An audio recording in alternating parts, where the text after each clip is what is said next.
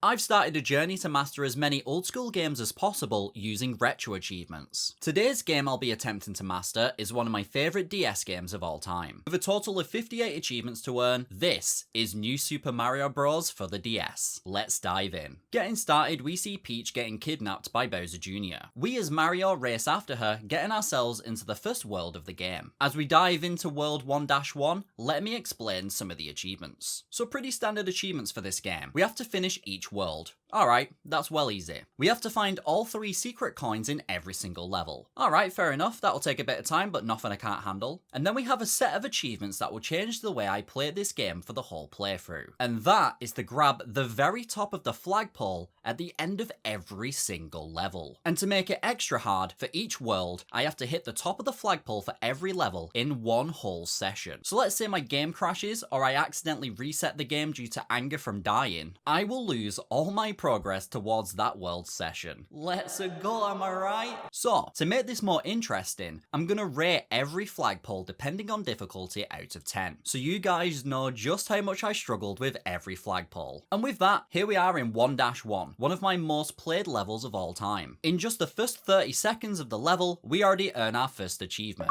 Early Plumber, which we get for grabbing a mushroom for hitting a coin block enough times before it deactivates. Speaking of achievements, we have 2 important things that have changed since my last previous achievement video. The first change can be seen when an achievement pops up. We now have a percentage next to the achievement. I asked the moderator of Retro Achievements about this, and they replied saying the lower the percentage, the more rare the achievement is that you just unlocked. Awesome. I'll explain the second change once we hit the top of our very first flagpole. Now, when I was a kid, I would always grab the Mega Mushroom and make it to the end of the level, absolutely destroying the first flagpole. But by doing this, we actually get 2 achievements. Ultimate Destroyer for using a Mega Mushroom and filling the destruction bar completely. And does this count as finishing the level? For using the Mega Mushroom and destroying the flagpole at the end of the level. Nice! Well, not nice actually. Achievements are good, but we need that flagpole intact for progress towards this world session. So, let's get back in there and hit the top of the flagpole. 1-1 should be easy, right? Well, this is where the second new change comes into play.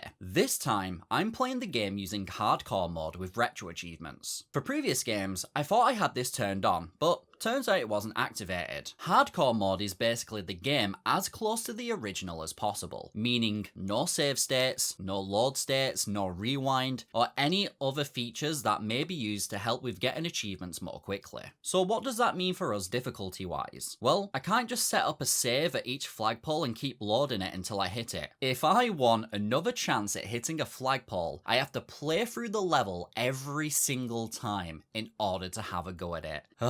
Let's get started. Flagpole number 1 was difficult. In order to hit the top, you need a lot of momentum and height on your final jump towards the flagpole. And these flagpoles are very unforgiving. If you miss the top by just a pixel, you will not earn the 1-up which confirms that you have hit the top of the flagpole. Now the problem with 1-1 is the bricks that lead up to the flagpole. So I'm going to have to pull off an absolute gamer move in order to hit the first one. So after a bunch of practice, I managed to run at the blocks, jump towards the middle, slightly look backwards, and then jump forwards to keep my momentum, and then jumped at the very end of the bricks in order to hit this first flagpole. It took me 20 minutes in order to do this, and while redoing the first level over and over again, not only did I collect all 3 secret coins, but I also managed to get 3 extra achievements. No Time to Die for finishing a level with 44, 55, or 66 as the last digits on the timer to spawn a green mushroom house. Shine Spark Technique for finishing a level while having a power star which I accidentally discovered. And no star this time for getting a reward by collecting all 8 red coins. So now that we understand how the flagpoles work with having to hit the very top of them, and also having to finish every level and also finding all the gold star coins, we can start making some good progress. Let's do this. 1-2 was a super easy flagpole as I actually found the secret flagpole first. I gave this one a 2 out of 10 difficulty.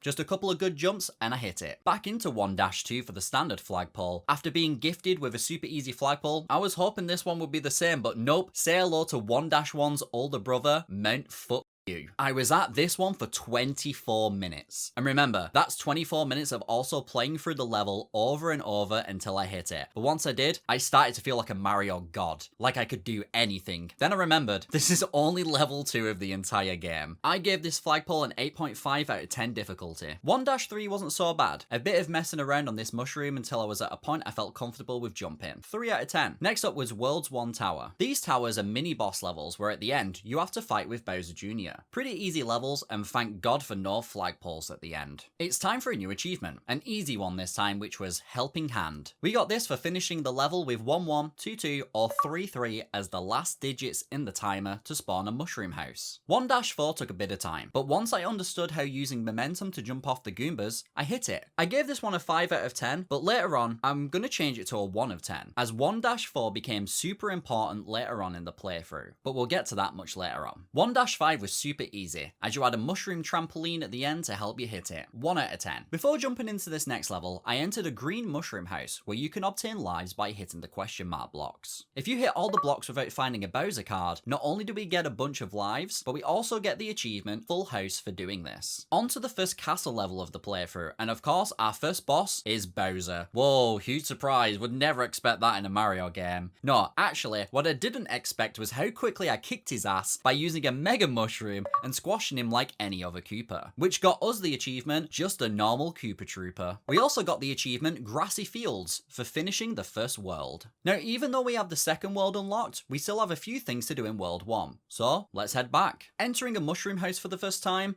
a toad gives us a choice of 4 items, and if we hold a certain button to guess which item we're about to get, I will earn another achievement. So I held the L button, which guesses the mushroom item, and I got the mushroom. Hey! The next flagpole to hit during this world was in 1-A, which is one of my most hated level designs in Mario games. Not only is it underwater, but it's also a side-scrolling level, meaning I have to wait until the screen catches up before I can carry on through the level. This made it a pain, and I had to have multiple attempts at the flagpole. Thankfully, the flagpole itself was a pretty easy jump. I gave it a 4 out of 10. Now we had one last flagpole to hit in World 1 to get the first flagpole achievement. And remember when I said the best thing about the tower levels is that they don't have a flagpole at the end? Well, this world has a secret flagpole in the tower of all places, which I needed to find by having a shell power up and accessing a secret area. We got the achievement On Top of the Grassland for hitting all the flagpoles in World 1. Next up, we had the final timer achievement, which was given for ending a level with 77, 88, or 99 as the final digits in the timer, giving us a Mega Mushroom House and the achievement, woohoo, just what I needed. So, a certain part of this achievement list is super creative yet insanely difficult, and I call these set of achievements the platform achievements. They are essentially very specific challenges for players to have a go at to see if they can earn the achievements, and our first one can be found in 1-Castle, and it's called Something Squeeze. In the castle level, we have these moving ceiling pieces which will damage you, and they can even take a life if they fully squash you. But this achievement wants us to run this section in one cycle, from when the platforms are going up until they come back down. There are 7 ceiling platforms in total. I gave it my first attempt with a blue shell, hoping I would be a lot faster, and I almost got to the very end, so that's a good run so far. However, after a few runs and some deaths, I found it was much easier to run through as Small Mario, and at the very end, I performed a crouch jump to make it through the tiny space left between the spikes and the floor, and that popped the achievement. There are multiple of these little platforming challenges throughout this achievement set, and boy, they get so much harder. You ain't ready for the shit I had to do. After that, let's do an easy achievement, which is a classic move for defeating Bowser by only using a fire flower. Easy peasy. It was finally time to move on to World 2. There are a couple of important things I forgot about in World 1, but don't worry, we'll pick those up later on. For now, let's get into 2-1. The first flagpole was awful. Basically, there are some coins above a pokey, which if I hit this blue switch, the coins turn into blocks for a short amount of time. I would need a perfect jump to make it onto the blocks, and then a perfect jump right at the end to reach the pole. Now, this is where I discovered an item that would let me cheese a lot of the future flagpoles. The mini mushroom. Remember when I said we were returned to 1-4? Well, Well, here we are. This level at a very specific point gives you a mini mushroom. So, if I'm able to beat the level as Mini, I get to remain Mini to take on any other levels I want to try out. You see, when you're a Mini Mario, your jump height is greatly increased, and you have far more control over Mario. But it's not all great news. As Mini Mario, you can be slow at times, causing you to die. And now that I'm a Mini Mario, if I want to attempt the flagpole at the end, I now have to get through the whole level without getting hit once. Otherwise, it's instant death. And on top of all that, I would have to go get a fresh mini mushroom. So even though it becomes a bit cheesy for the flagpoles, it still has its difficulty.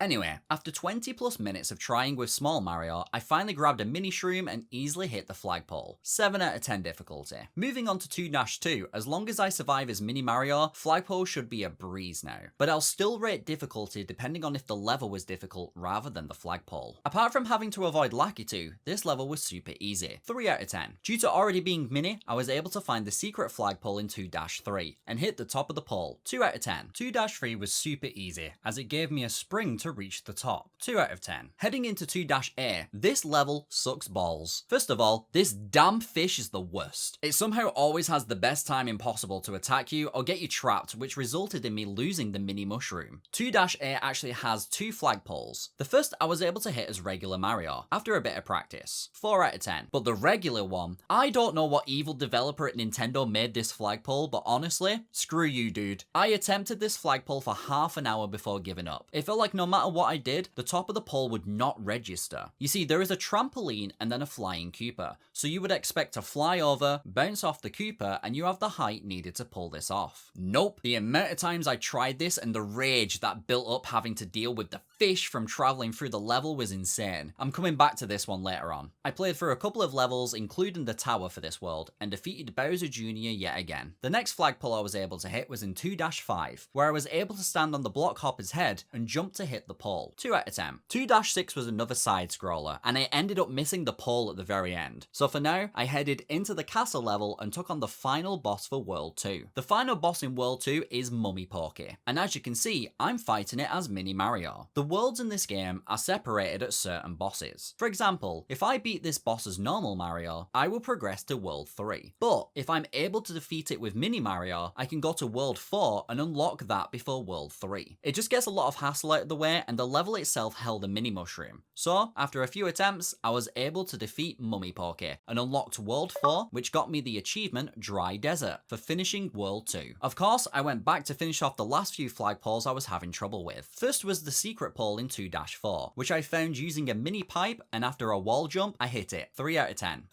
Then it was back to 2-A to try and figure out how in the world I was going to hit this flagpole by using the trampoline. I was at this for over an hour. I even watched other people on YouTube attempting this exact achievement, and they couldn't figure it out either and ended up giving up. I was also close to just leaving this altogether, but then I got insanely lucky. There is a red question mark block that spawns on the level sometimes, and it will give you a special item if you hit it, and this one happened to give me a mega mushroom. I then noticed that when I used a mega mushroom on a trampoline, I would instantly pick up speed. Would this work for this flagpole? So I grabbed a mega mushroom and took it with me to the end of the level and activated it while I was on the trampoline. Now I didn't want to go right away, as if I hit the flagpole as Mega Mario, I would destroy the pole. So after some waiting, I bounced up, the mega mushroom faded, but I had the height needed to finally grab the top of the pole. Hell yeah, this one felt really good after figuring it out myself. Let's go. 8 out of 10 difficulty to try and figure out. 2-4 I was able to grab using the mini mushroom. 1 out of 10. And after some patience, I made it through 2-6 to jump and grab the flagpole, getting the achievement for hitting all World 2 flagpoles. I swear, if after all this pole jumping I don't become a really good firefighter or a stripper, it's all gonna be for nothing. After grabbing all the poles, I just needed one more coin in order to get the achievement Golden Treasures of the Desert for finding all hidden coins in World 2. Now, because I beat the Mummy Porky with the mini mushroom, the next world I took on was World 4. Let's cover the flagpoles first, and then we can get to some more platformer achievements. The first flagpole I hit in World 4 was in 4-2, which I got super lucky with. When I entered the level, I had a red question mark block arrive, which had a mini mushroom. I ran through the level and hit the flagpole. 2 out of 10. 4 4-1 was also super easy using the mini. Only problem I had was avoiding these scuttle bugs, but after jumping off one right at the end, I hit the 2 out of 10 difficulty flagpole. 4-3 was going great with the mini mushroom, but with it being underwater, something bad had to happen, and that was right here. This giant ass eel killed me. So I got through the level as normal sized Mario and was met with another fun momentum jump, but after a couple of run-ups, I managed to hit it, 5 out of 10. Next up was the World 4 tower, with rising lava. I parkoured my way through, killed Bowser Jr., and carried on with the flagpoles.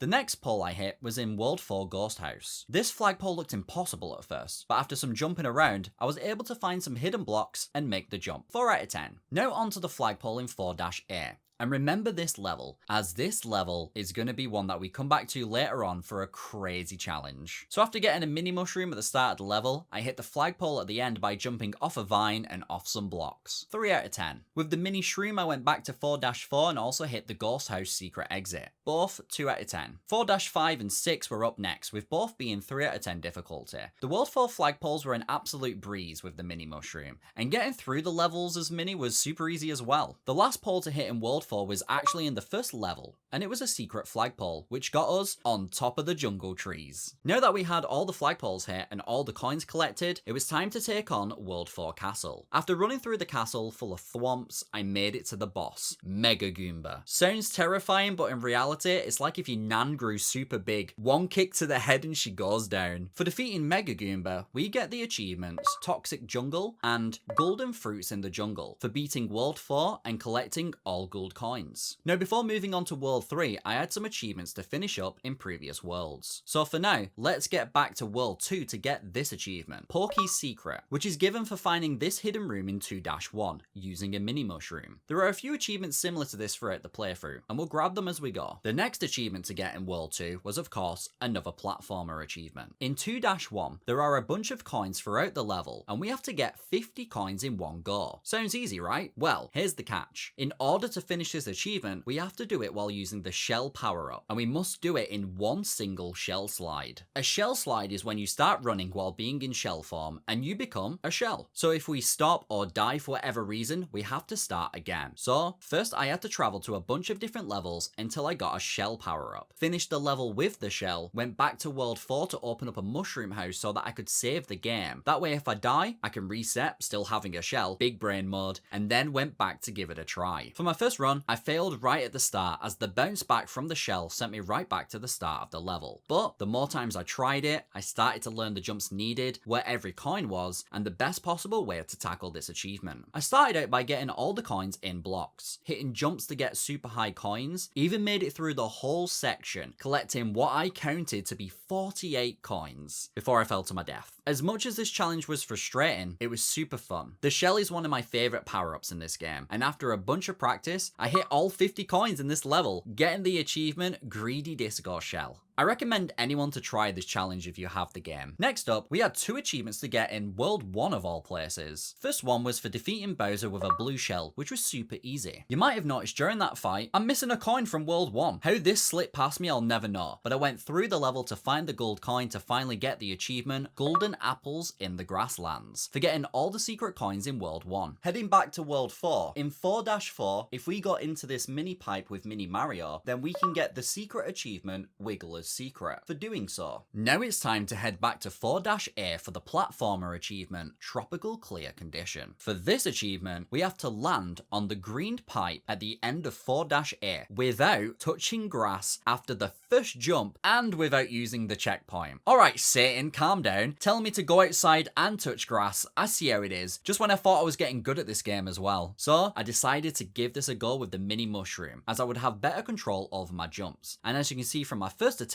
this achievement is crazy. It requires knowledge of what's coming up ahead, patience, and there's just a ton of annoying ass flying Koopas who always end up in the right place at the right time. Seriously, the fact I die to this Koopa here is super annoying. This was my first attempt and look at how far I made it. After 40 minutes of jumping from vines, avoiding flying Koopas, dying, and dying again, I had this amazing run. And I'll let it play out at super speed so you guys can watch the entire run. One of the most frustrating parts of doing this was the moving platforms. Having to jump up and down to move them while also avoiding flying Koopas required so much patience and careful movement. There were certain jumps I had to make in one go, otherwise the whole run would be over. And towards the end, a single jump was needed on a walking Koopa to send me over 3 piranha plants to finally make it to the green pipe right at the end, and the achievement popped. Ugh, it feels so good when they finally pop. And you want to hear something crazy? There are still harder ones than this to do. But with that, let's get on to World 3. After taking out Mummy Pokey the normal way, it leads us into World 3. Alright, to save some time from now on, I'm going to speed through the flagpoles and difficulties. Let's do this. We hit 3-2 secret flagpole first, 2 out of 10. 3-3 wasn't too bad, 4 out of 10. 3-C was actually a bit of a challenge, but I found a hidden block after a very good jump, and we hit it, 6 out of 10. 3-A was super easy with the mini shroom, 1 out of 10. 3-1, I got chased by a fish through the whole level, but hit the flagpole at the end, 3 out of 10. 3-2, again, super easy with the mini mushroom, 2 out of 10. 3 Ghosts regular flagpole was easy to hit. The struggle was the actual ghost house itself, 5 out of 10. Now, giving the flagpoles a break for just a second, I took on the World 3 castle. The theme for World 3 had been the Oasis. So of course, the boss is Cheap Skipper, a big ass fish and probably the easiest boss so far. 3 jumps and this fish was done, and we got the achievement Sunny Islands for finishing World 3. But we still had a couple of flagpoles and some achievements to grab in World 3, so back we go. 3-B was full of piranha plants, but by taking a mini mushroom item with me until the end, I used it and hit the flagpole, 6 out of 10. The final flagpole was in the ghost house and was at the secret exit. After a really fun wall jump, I was able to hit it, getting the On Top of the Palms achievement. Another world full of poles done. After getting all the flagpoles, I was 1 gold coin away from having all the coins in World 3. So heading back into the ghost house and using a blue shell, I got the final gold coin and out popped the achievement Golden Pearls of the Ocean. Up next were 2 secret achievements. First, we had the secret room of World 3, which was in 3-A, where I had to get this skeeter to bomb the bricks while being mini, to get into the mini pipe to get Paracoopa's secret. Nice! The next secret achievement was a cool one. Basically, near the end of 2-A, if we jump off this Koopa's head to go through the pipe, there is this little area with 2 pipes. But if we head down to this area and walk, we find a nice little bit of water, which popped the secret achievement, My Own Small Oasis. A nice chill place for Mario to think about the horrors I've put him through so far. And it's only about to get worse, as the next achievement is another platformer achievement. In 3-C, if we beat the level as Mini Mario without touching the water or collecting coins, then we get the achievement. Now, I'll be honest, with all the practice I've had with Mini Mario so far, this achievement wasn't that bad. The only bad part was getting all the way to the end of the level to be met by this particular jump. A massive jump, not only over water, but also with 6 coins that we have to avoid as well. This actually caught me out once or twice, but after learning the jump, we got the achievement. Moving on to World 5, let's get a couple more achievements before we grab all the flagpoles. Our next achievement is Hot Pursuit, which we get for defeating a money bag and getting a 1-up in doing so. Using a fire flower, getting the 1-up was easily done, popping the achievement. Next up, we have a platformer achievement in the World 5 tower level. As the stage rises up, we have to collect 85 coins in one go. There are about 112 coins in this stage, with 2 hidden blocks that hold 10 coins each, which I didn't know until looking it up just now. This one was tricky, as I needed to avoid the spiked balls and dry bones the level kept throwing at me, all while focusing on where to collect coins and move to next. After about 20 minutes, we got the achievement Tricky Towers. I defeated Bowser Jr. and headed to 5-3 to grab the secret achievement for this world. By being mini in this ice level, we discovered a mini pipe room that led to us getting the achievement Snailcorn Secret. Then it was time for World 5's flagpoles. Let's do this. 5-3 was first. With already being mini, this one was easy, 1 out of 10. Going back to 5-1, waiting for the snow on these trees to fall first before jumping, let us hit it, 2 out of 10. The return of Ment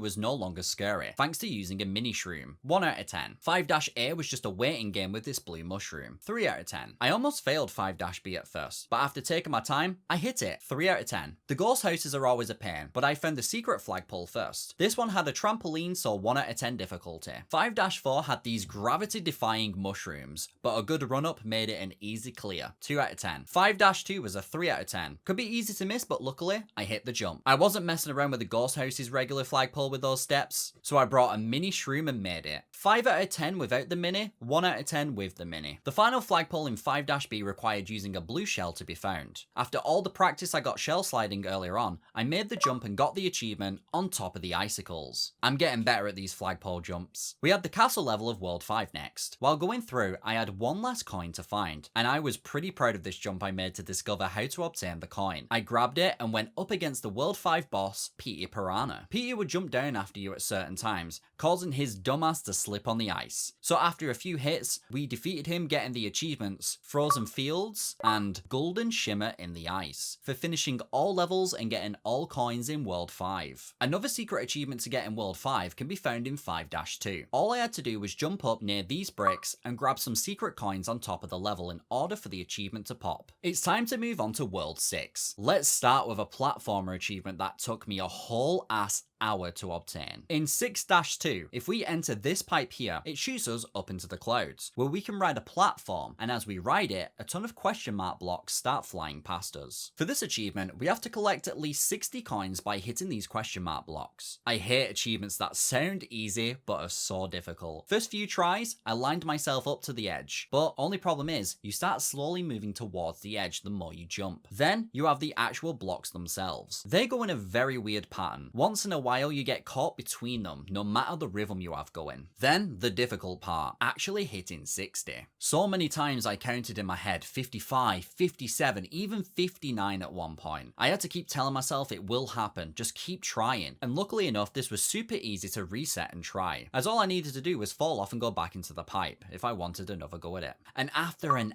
hour, I hit 60 blocks. Let's go! After an hour of hitting blocks, I was so excited to get back to the flagpoles and play through some levels. Here are the World 6 flagpoles. First up, 6-3. I missed it and died. Let's try that one again. There we go, 5 out of 10. For 6-4, I found a hidden block and pulled off a sick jump, 4 out of 10. Another underwater level, 6-5 had 2 quick jumps at the end, but was easy to do, 3 out of 10. This pipe in 6-6 took me straight to the top of the flagpole, 0 out of 10 honestly. Same with 6-B. I think the flagpoles felt sorry for me for having to hit all those blocks for an hour, so they all became super easy. Another 0 out of 10. While heading towards 6-1's flagpole, I found the secret mini pipe to get the achievement Bullet Bill's Secret. After grabbing the achievement, I hit the flagpole at the end with a wall jump, 2 out of 10. 6-A's flagpole was actually pretty cool, as I managed to wall jump into a running jump to hit it, 5 out of 10. Back to 6-2 where we got the most recent platformer achievement. Running and doing a couple of jumps got me the achievement On Top of the Mountains for hitting the top of all flagpoles in World 6.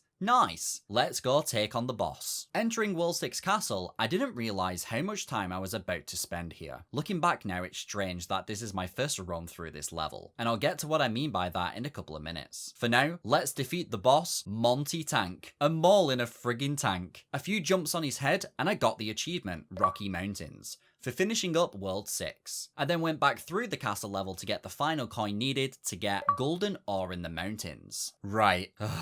Let me explain to you the hardest achievement of this playthrough. There's still plenty to go before we fully finish everything, but the difficulty reaches its peak right now with the platformer achievement, Platformer King since 1985, where we have to reach the back room in World 6 Castle without stepping on a moving platform or using a tiny mushroom and without using the checkpoint. Holy shit, guys. This is true Mario right here. So, back into World 6 Castle we go, and I'll show you guys what I had to do. The first part is to jump and sprint towards this block, and take out the Koopa, not a problem. Next is a sprint towards this walking Koopa, jump off his head, and make it over the gap. Might mess this one up a couple of times, but for the most part, it's alright. For the next bit, you'll see that I have a Mega Mushroom. By using a Mega Mushroom, we are able to make these 5 jumps. And then, we have the most bullshit part of all time. This jump right here is not able to be made unless we do one of 2 things. One option is to time the jump so that we run towards the wall across the way, get hit by the lava, wall jump, and then perfectly time the next wall jump on the 1 pixel high platform to make it over.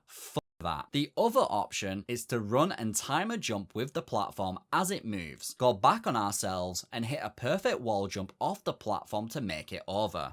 that as well. But unfortunately, these are the only two options to make it over. And you know what I did? I practiced time and time again, having to make the whole first section to even have a chance at the jump at the end. If I died, it was right back to the start. Over time, I opted for the second option, to run with the platform, turn back, and wall jump off the platform, as touching the side of the platform was okay. As long as we don't stand on the platform, it counts. It took me an hour and a half of trying until, oh my god, I finally did it. Now all I have to do is the last two jumps and I've made it. And this right here is what I call a Joey moment. A moment that doesn't need to happen, but because I'm an absolute dumbass, it had to happen. You see this pixel right here? Yep, I touched that, meaning everything I just did got cancelled. And now I have to make that impossible jump again.